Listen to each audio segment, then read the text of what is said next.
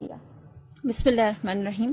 میں تھوڑا سا مقدمہ بتاتی چلوں کہ شیطان جو ہے در حقیقت وہ جیسے سب جانتے ہیں کہ وہ اللہ کی ایک اچھی مخلوق تھا، اور پھر اس کے بعد جب اسے کہا گیا سجدہ کرنے کے لیے اور ساری بات ہوئی تب اس سے گناہ ہوا اور اسے نکالا گیا۔ جب اسے نکالا گیا تو اس نے پروردگار عالم سے یہ کہا کہ اے پروردگار، میں تیری سلطنت سے نکلتا ہوں، یعنی جنت سے نکلتا ہوں، لیکن جب میں تیری جنت سے نکلتا ہوں اور میں اطراف میں نظر کرتا ہوں، آگے پیچھے دیکھتا ہوں، تو مجھے کہیں پر بھی تیرے سوا کچھ نظر نہیں آتا۔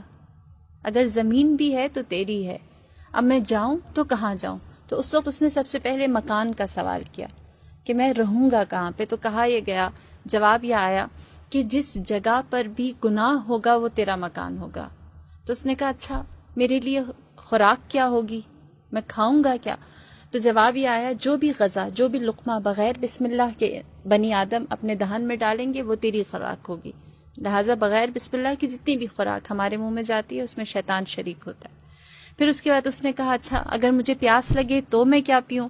تو کہا تیری لیے جو ہم نے مشروب رکھا ہے وہ شراب ہے۔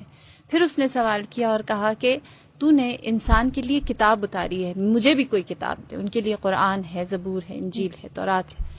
تو اس وقت کہا یہ گیا کہ تمہارے لیے جادو ٹونا کی کتاب ہے۔ پھر اس نے سوال کیا اور کہا کہ تو نے انسان کے لیے دعا کا راستہ رکھا ہے، وہ جو 4 سمتوں سے اس کے اختیار دیا گیا ہے، اور اللہ نے جو 2 سمتیں انسان کے لیے رکھی ہیں، ایک دعا اور دوسرا سجدہ ہے، صحیح۔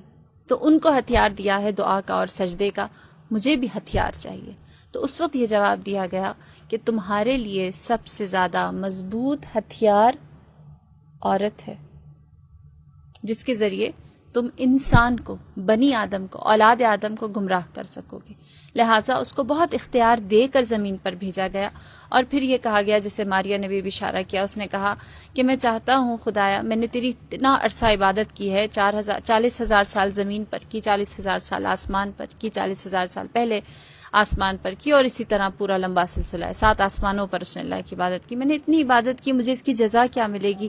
میں تجھ سے جزا چاہتا ہوں۔ تو اس وقت اس نے سوال کیا، اللہ تعالیٰ نے کہا مانگ، تو کیا مانگتا ہے؟ تو اس وقت اس نے سوال کیا اور کہا کہ پروردگار میں چاہتا ہوں تو مجھے نامرئی بنا دے، میں دکھائی نہ دوں، بنی آدم مجھے دیکھ نہ سکے، اسے نامرئی کر دیا۔